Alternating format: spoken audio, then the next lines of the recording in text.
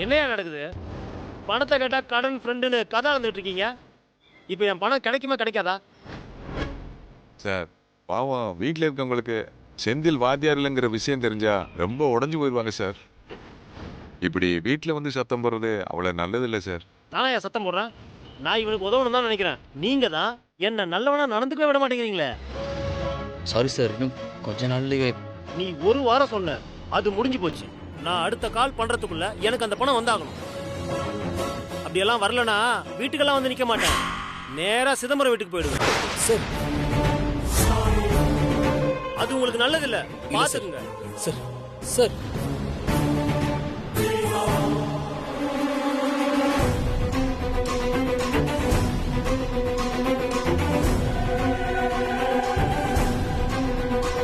என்னடா மாணிக்கம், செந்தில் ஒரு வாத்தியாரு. அவனை போய் அவன் கூட வேலை பாக்குற வாத்தியார் கிட்ட கடனை வாங்க வச்சிருக்க. நாளை பின்ன அவங்க 2 பேரும் முகம் கொடுத்து ஒரே இடத்துல வேலை பார்க்க முடியுமா? ஒரு வாத்தியாரு கடன் பிரச்சனை அது இதுன்னு சிக்கிக்கிட்டு இருக்கிறது அம்புட்டு மரியாதையா இருக்காது. பாத்துக்கோ. பார்த்துக்கலாங்க, நீ டென்ஷன் ஆகாதுக்க. பாத்துக்கோ என் செந்தில். ம் சரிம்மா.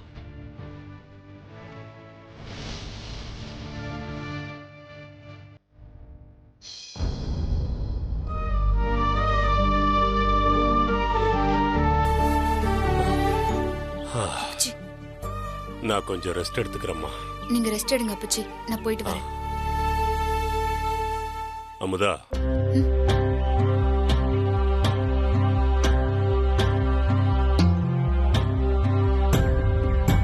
சொல்லுங்க அப்பச்சி. உன் அண்ணன் மண்டி பேசுறது பண்றதெல்லாம் உனக்கு கஷ்டமா இருக்கா? அப்பச்சி அப்படியெல்லாம் ஒன்றும் இல்லை. இல்லத்தா, நான் எல்லாத்தையும் கவனிச்சுக்கிட்டு தான் இருக்கேன். அவ பேசுற ஒவ்வொரு வார்த்தையும் உன்னை ஊசியால குத்துற மாதிரி தான் இருக்கும். வெளியிருந்து பாக்குற எல்லாருக்கும் அப்படிதான் தெரியும். அவ பேசுறதுல எந்த தப்பும் இல்லத்தா. நம்ம குடும்பத்தை பத்தி யாரும் மரியாதை குறைவா பேசிடக்கூடாது. அதனால நமக்கு எந்த கெட்ட பேரும் வந்துடக்கூடாதுன்னு நினைக்கிற ஆத்தா. அதுல என்ன தப்பு இருக்கு? நீ போற இடத்துல எந்த குறையும் இல்லாம, உனக்கு எந்த பிரச்சனையும் இல்லாம நீ வாழணும்னு நினைக்கிறான். இப்படி ஒரு அண்ணன் வண்டி உனக்கு கிடைக்க நீ கொடுத்து வச்சிருக்கணும். அவங்க குடும்பத்துல இருக்கிறவங்க கொஞ்சம் முன்ன பின்ன இருந்தாலும் நாகலட்சுமி மனசுல எந்த விகல்பமும் இல்லை. நீ நல்லா இருப்பன்னு தெரிஞ்சா சந்தோஷப்படுற ஆளு அவங்களாத்தான் இருப்பாங்க. நாங்கெல்லாம் ரத்த சொந்தம்மா. உனக்கு ஒண்ணுன்னா துடிக்கிறோம். இந்த வீட்டுக்கு வாழ வந்த மருமக இப்படி நம்ம குடும்பத்தோடையும் நம்ம வீட்டு ஆளுக மேலையும் பாசமா இருக்கிறத பாக்குறப்போ ரொம்ப சந்தோஷமா இருக்காத்தா. உன்னை பெத்த ஆத்தா உன்னை எப்படி ஒரு நல்ல இடத்துல நல்லபடியா கட்டி கொடுக்கணும்னு நினைப்பாங்களோ அதே மாதிரிதான் என் மருமகளும் நினைக்கிறா. அவ என்ன பேசினாலும் உன் நல்லதுக்குன்னு நினைச்சு அவ சொல்றதெல்லாம் கேட்டுக்காத்தா. சரிங்க அப்பச்சி.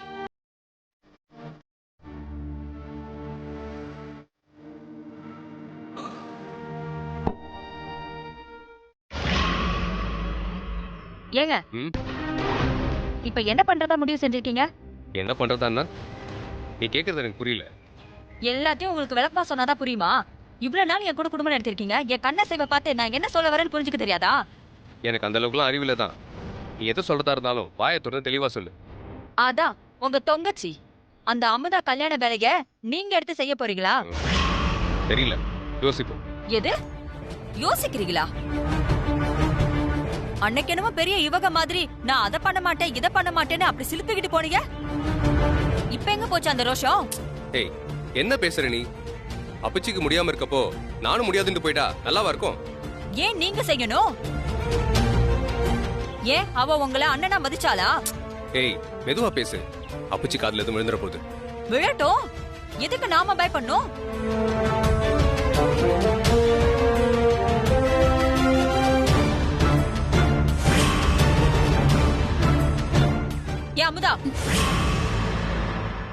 இங்க வாடி.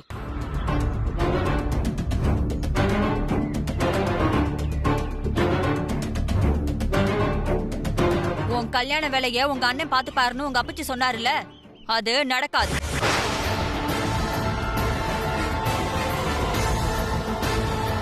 ஏன் அண்ணமண்டி? ஏன்னா நீயும் உங்க அப்பச்சியும் எங்களை மதிச்சிருந்தீங்கன்னா இந்த கல்யாணத்தை ஜாம் ஜாமுன்னு பண்ணிருப்போம். நீங்க எங்க எங்களை மதிக்கிறீங்க?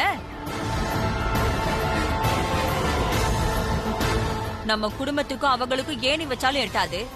அது ஒரு தரம் கெட்ட குடும்பம். இந்த சம்பந்தம் வேண்டான்னு சொன்னா நீங்க எங்க கேக்குறீங்க? ஏதோ இந்த காதல வாங்கி அந்த காதல விட்டுட்டு போயிடுறீங்க. அப்புறம் இவரு எப்படி உன் கல்யாண வேலையெல்லாம் இழுத்து போட்டு செய்வாரு? அண்ணமண்டி கொஞ்சம் மெதுவா பேசுங்க. அப்பச்சி காதல கேட்டுற போது. அவரு கேட்கணும்னு தான் நான் பேசுறேன். அப்பச்சி உடம்புக்கு முடியாம இருக்காக, அவங்கள நிம்மதியா வச்சு பாத்துக்கங்கன்னு ரொம்ப தெளிவா டாக்டர் சொல்லிருக்காரு அண்ணமண்டி. இந்த நேரத்துல எதுக்கு அவங்க காதல படுற மாதிரி இத பேசணும்? நீங்க எதுவா இருந்தாலும் என்கிட்டயே சொல்லுங்க.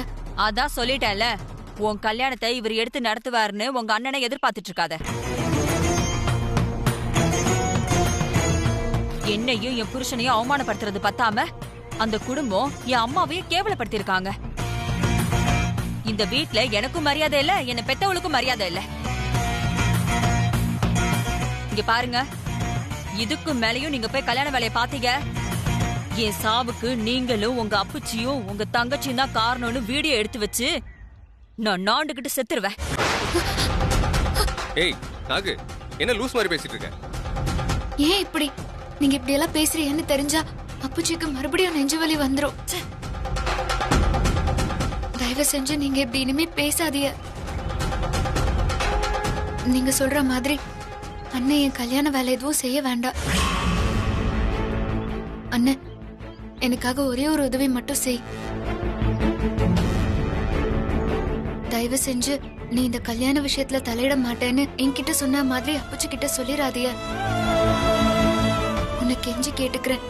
அடியே, இப்பதான சொன்னேன், நீ மாமா வச்சு காரியம் சாதிக்கணும்னு நினைக்காத. இந்த விஷயத்துல இனிமே எதுக்காகவும் யாருக்காகவும் நாங்க விட்டு கொடுக்க தயாரா இல்ல. ஐயோ அண்ணமண்டி, உங்களை நான் எந்த வேலையும் செய்ய சொல்லல. அப்பச்சி கிட்ட சொல்ல வேண்டாம் தான் நான் சொல்றேன். அவங்க பார்வைக்கு நீங்க ரெண்டு பேரும் எல்லாத்தையும் இழுத்து போட்டு செய்யற மாதிரியே இருக்கட்டும். அப்போ இந்த வேலையெல்லாம் யார் பண்ண போறது? சொல்லுடி, இந்த வேலையெல்லாம் யார் பண்ண போறது? நான் தான் அண்ணமண்டி.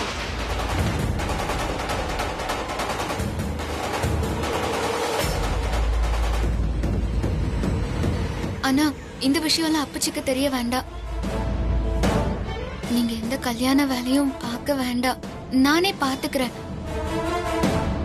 ஆனா நீங்க அப்பச்சி கிட்ட மட்டும் இத சொல்லாம இருங்க. கேட்டீங்களா கதைய? மேடம் அவங்களே அவங்க கல்யாண வேலைய பாத்துக்கிறாங்களாம். 4 வார்த்தை எழுத்து கூட்டி படிக்க தெரியாது. இந்த வீட்டு வாசப்படியை தாண்டாலே வெளி உலகம் தெரியாது. பஸ் எப்படி பார்த்து ஏறணும்னு தெரியாது. நீ கல்யாண வேலைய பார்க்க போறியா? இது என்ன கீரை ஆயிர வேலைன்னு நினைச்சிட்டு இருக்கியா? கல்யாண வேலை. ஆம்பளே பார்க்க முடியாம திணறி போவாங்க. என்னவோ இவங்க பார்க்க போறாங்களாமே. இந்த உலகத்தை என்ன சாமர்த்தியமா நினைச்சிட்டு இருக்கியா? இந்த உலகத்துல இருக்கிறவங்கள மனுஷங்கன்னு நினைச்சிட்டு இருக்கியா? எல்லாம் நாய் நரி பூனைங்கன்னு சுத்திட்டு இருப்பாங்க. இங்க இருக்கிறவனுங்க மனுஷங்களே கிடையாது. இதுல நீ கல்யாண வேலைய பார்க்க போறியா? அண்ணமண்டி, நீங்க சொல்ற மாதிரி நான் படிக்காத முட்டாள் தான், தற்குறி தான், மூளை இல்லாதவ தான். வெளி உலகத்துல நல்லவகளும் இருக்கதா செய்வாக. அந்த நல்லவக என் கூடவும் இருப்பாக. அந்த மனசுல நல்லத நினைச்சா நல்லதுதான் நடக்கும். நல்லது நடக்குதா நடக்காம போகுதான்னு பாப்போண்டி.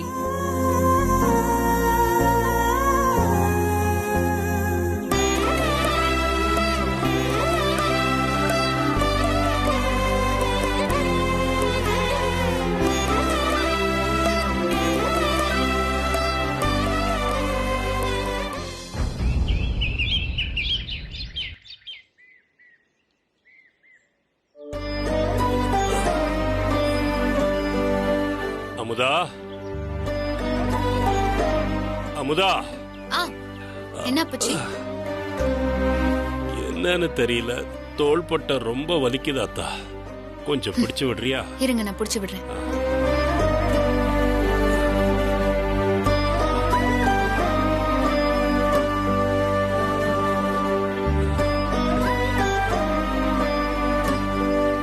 போதும் தா, போதும். அத்தா, இன்னும் கொஞ்ச நாள் தான். அப்புறம் இந்த அப்புச்சியை விட்டுட்டு நீ உன் புருஷன் வீட்டுக்கு போயிடுவ.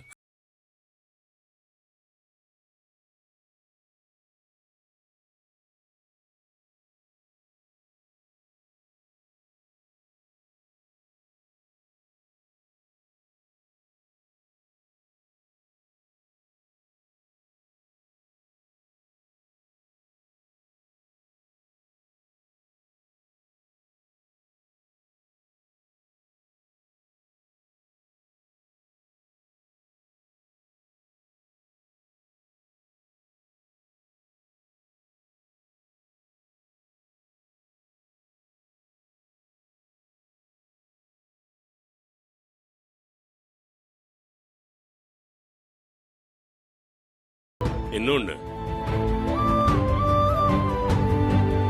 இதுவா? அதுவும் இல்ல அத்தா. சின்னதா கொஞ்சம் நீளமா இருக்கும். ஓ,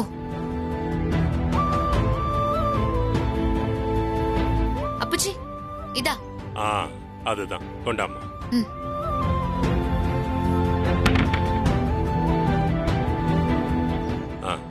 இதாம்மா. அந்த கண்ணாடியும் பேனாவும் கொடுமா.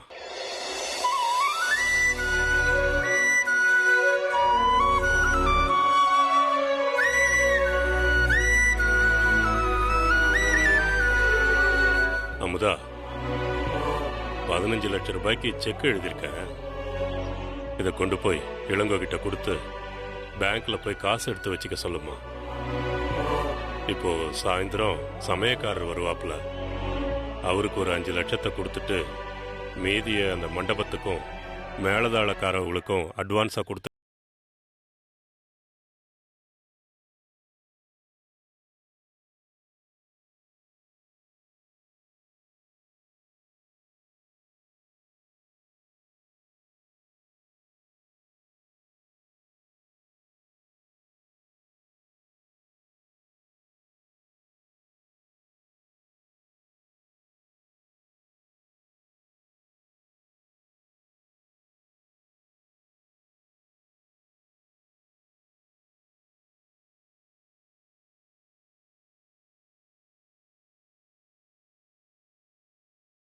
சொன்னாங்களா?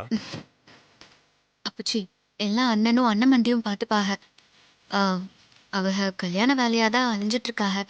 நீங்க ஒன்றும் கவலைப்படாதீங்க. வீட்டில் 1க்கு 2 கல்யாணத்தை வச்சுக்கிட்டு நான் இப்படி படுத்துக்கிட்டேனம்மா. எல்லாருக்கும் சிரமம் தானே. எல்லாத்தையும் நாங்க பாத்துக்கிறோம் அப்பச்சி. அண்ணன் இருக்காருல்ல, நீங்க படுங்க, நல்லா ஓய்வெடுங்க. அதான் உங்களுக்கு ரொம்ப முக்கியம். ம். என்னமோ சரிதா.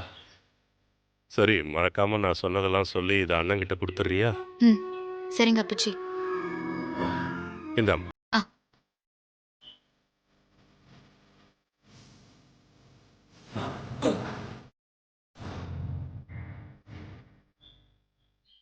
அது பாத்துக்கலாங்க. இதை என்ன செய்யறதுன்னு அண்ணன் கிட்ட கேட்போமா?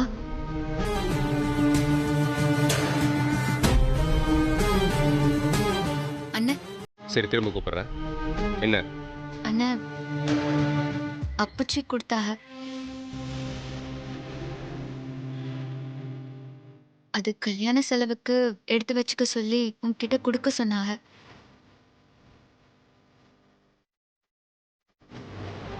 நீதான் கல்யாண வேலை எதையும் செய்ய மாட்டியே. நான் தான்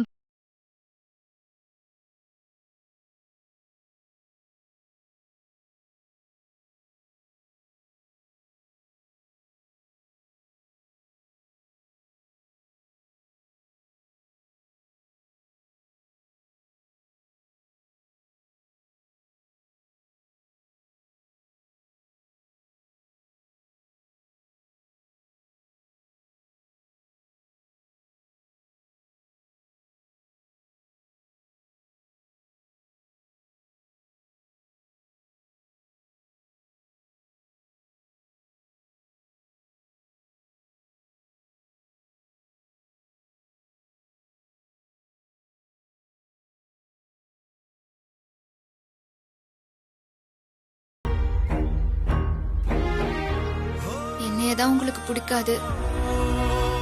உமாவை உங்களுக்கு எல்லாம் பிடிக்கும் தானே?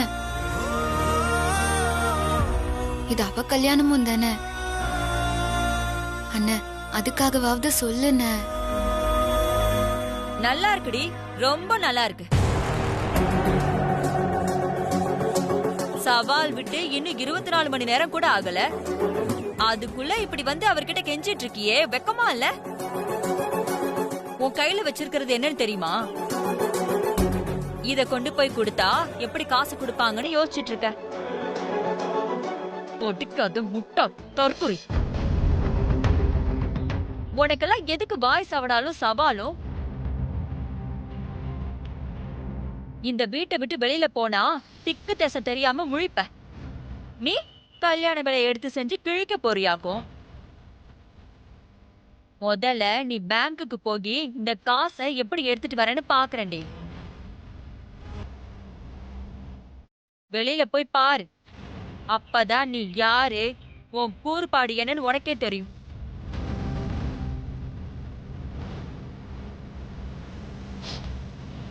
அண்ணமண்டி, அடைச்சி வாய் மூடு. அண்ணன் மண்டி நொண்ண மண்டின்னு. ஏங்க, என் கூட வாங்க. எங்க சொந்தக்காரங்க வீட்டு விசேஷத்துக்கு போகணும். சீக்கிரம் போய் கிளம்புங்க. வாங்க போலாம். நாகு, அவ ஏதோ உள்ள போங்கன்னு சொல்றேன்ல.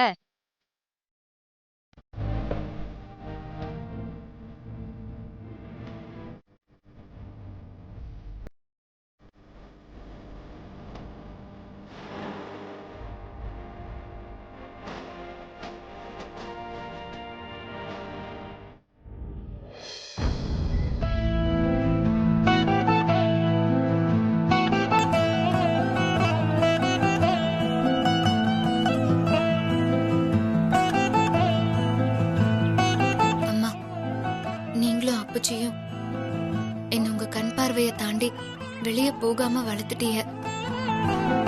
எனக்கு தெரிஞ்சதெல்லாம் இந்த வீடும் நம்ம தெரு குளத்தங்கரை பிள்ளையார் மட்டும்தான். ரெக்க இருந்தும் பறக்க முடியாத கோழி மாதிரி நான் இந்த வீட்டையும் உங்களையும் சுத்தி சுத்தி வந்து நீங்க தான் உலகம்னு வாழ்ந்துட்டேன். இப்போ நீங்களும் இல்லாம அப்பச்சியும் நடமாட முடியாம இருக்கிறப்போ எனக்கு என்ன பண்றதுன்னே தெரியல. ஏதோ கண்ணை கட்டி காட்டுல விட்டா மாதிரி இருக்குமா. எனக்குன்னு உதவி செய்ய உங்களை விட்டா யாரு இருக்கா? 4 செவத்துக்குள்ளேயே வாழ்ந்தனா என்னோட கல்யாண வேலை எல்லாத்தையும் நானே செய்ய வேண்டிய நிலைமையில இருக்கேன். அதுக்காக இது வரைக்கும் வீட்டு வாசப்படியே தாண்டாதன்னா இப்போ இந்த ஊரை தாண்டி போறேன். நீங்க கூட இருக்கீங்கன்ற நம்பிக்கையிலையும் உங்க ஆசீர்வாதத்தாலையும் எந்த பிரச்சனையும் இருக்காதுன்னு நம்புறேன். கல்யாண விஷயத்துல அப்பச்சி பேச்ச கேட்க முடியாத நிலைமையில மாட்டிக்கிட்டேன். இப்போ இந்த கல்யாணம் எந்த தடையும் இல்லாம, சண்டை சச்சரவு எதுவும் இல்லாம நல்லபடியா முடியறதுலதான் அப்பச்சியோட கௌரவம், சந்தோஷம், நிம்மதின்னு எல்லாமே அடங்கியிருக்கு. அதுக்கு எந்த பாதகமும் நடந்துடக்கூடாதுமா. அதுக்கு நீதான் கூடவே இருந்து எனக்கு வழி காட்டணுமா.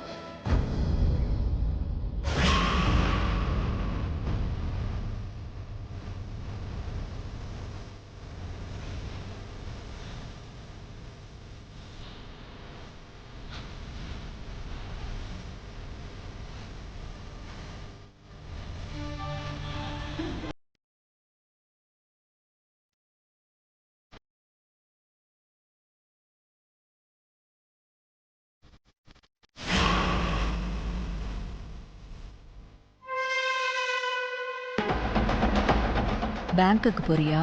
போடி.